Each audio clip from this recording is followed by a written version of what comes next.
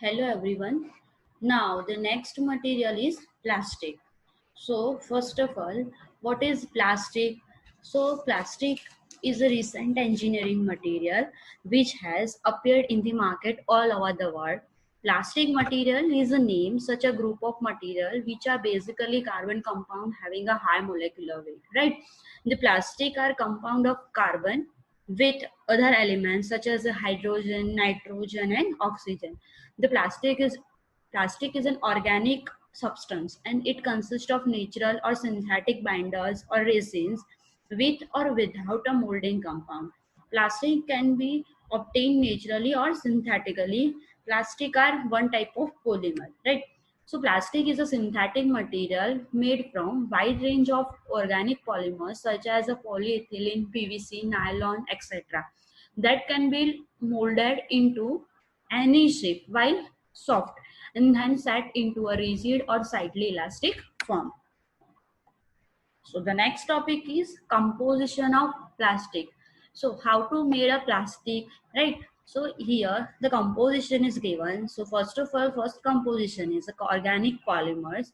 Here, as a organic polymer, we can take chalk, starch, ivory dust, wood flour, zinc, and oxide.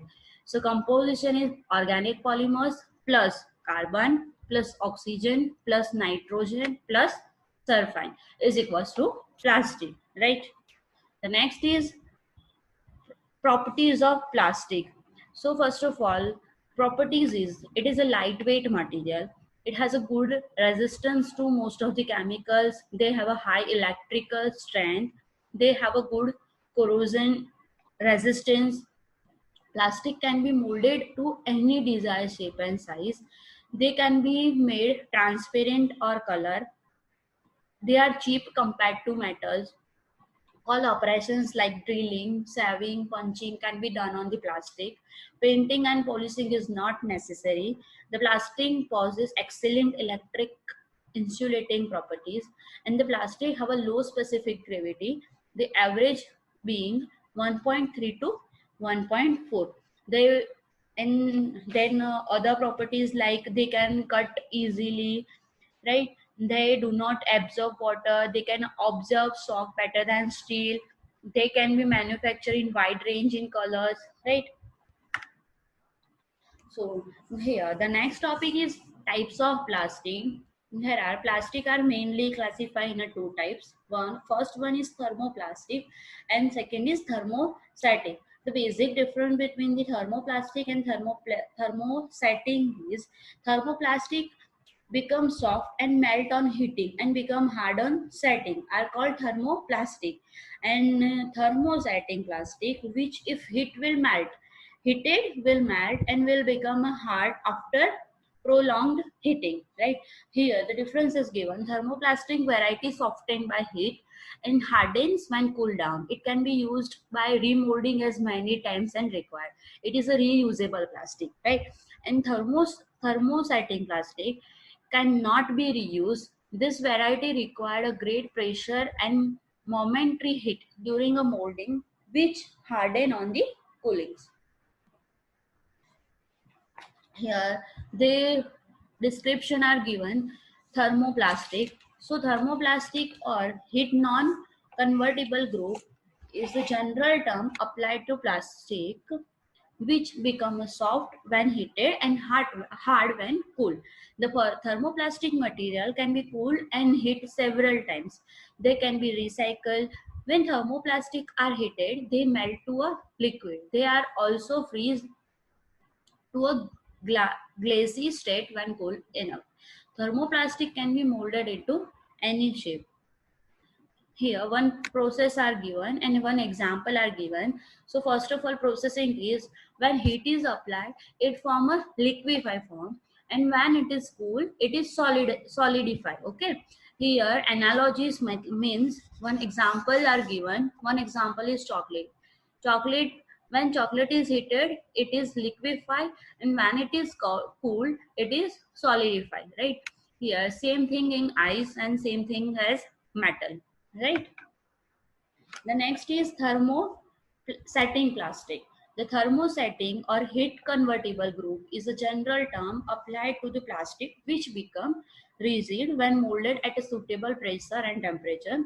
This type of plastic passes originally through thermoplastic stage when they are heated in temperature range of 127 degree to 177 degree.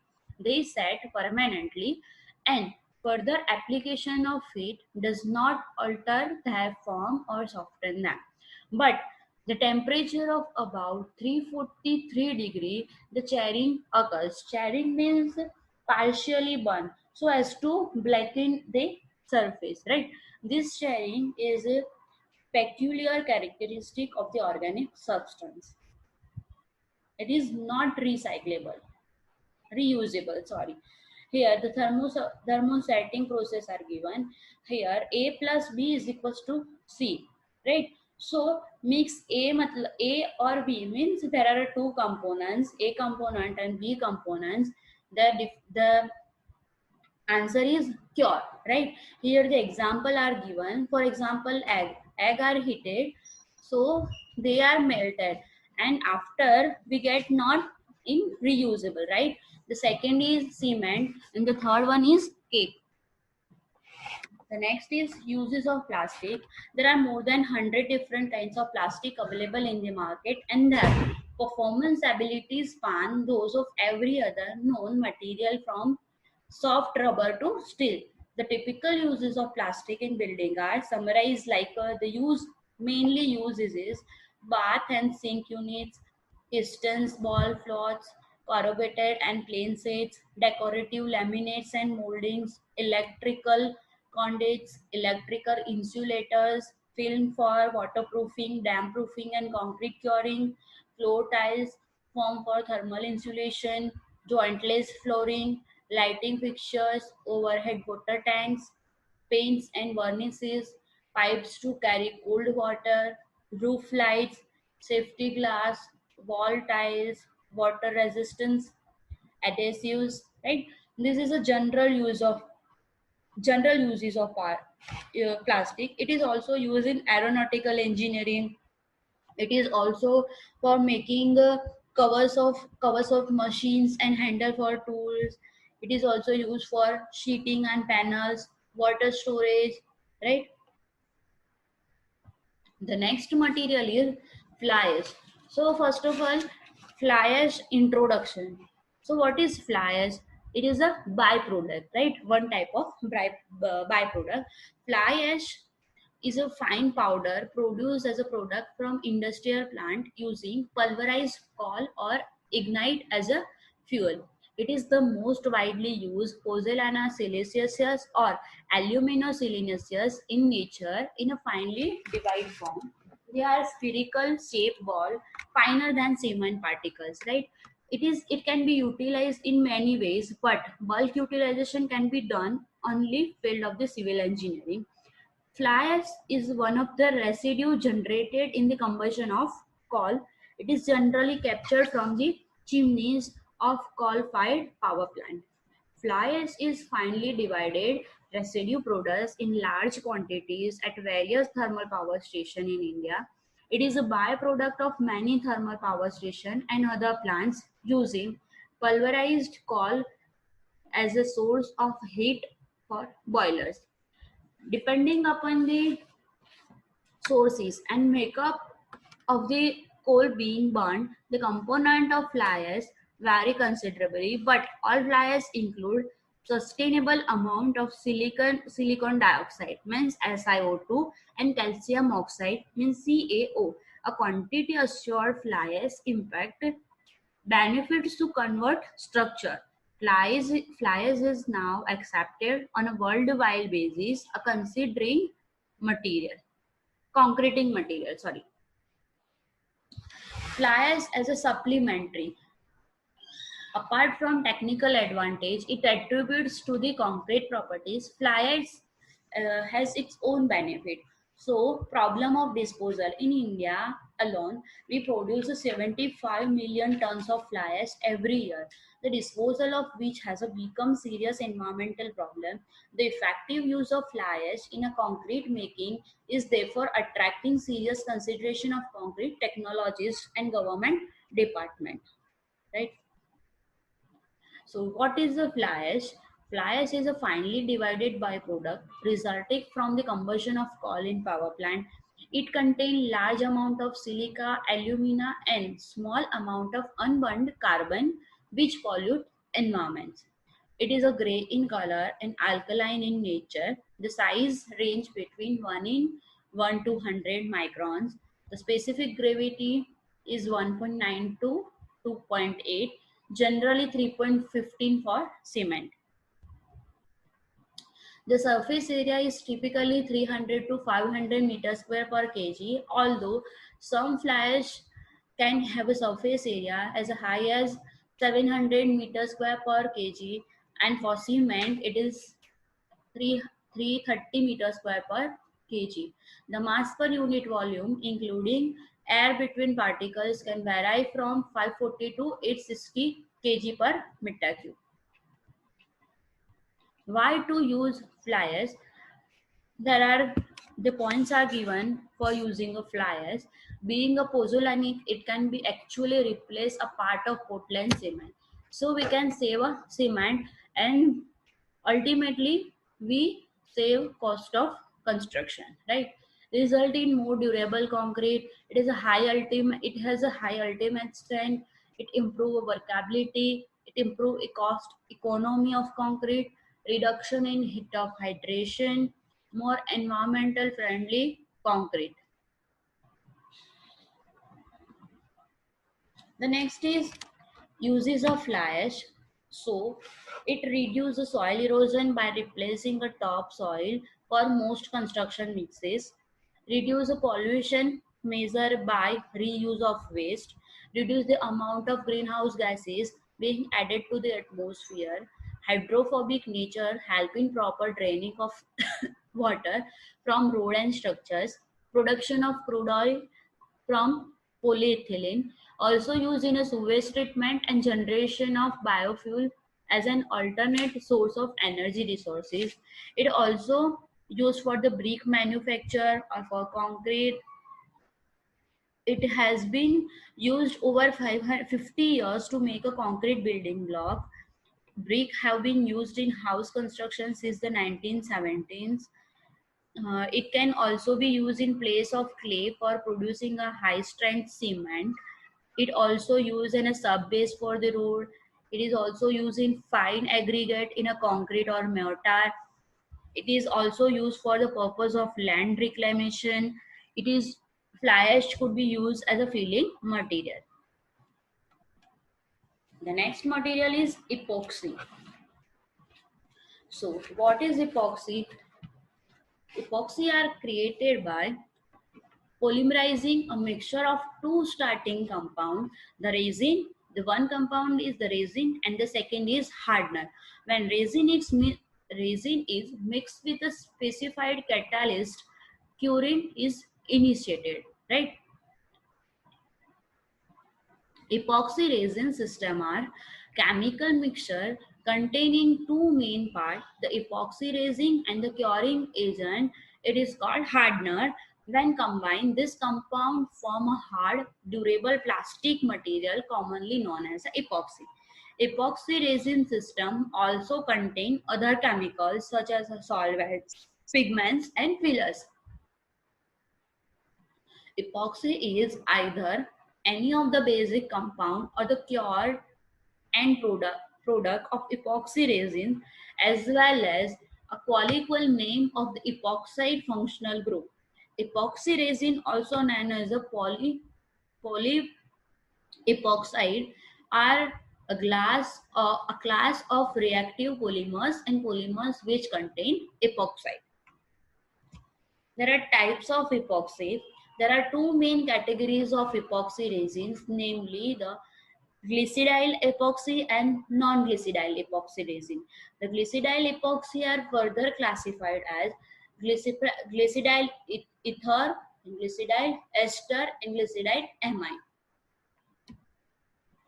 The properties of epoxy: it has a superb mechanical strength, it has also excellent resistance to chemical, it also resists heat, it has excellent gap filling properties.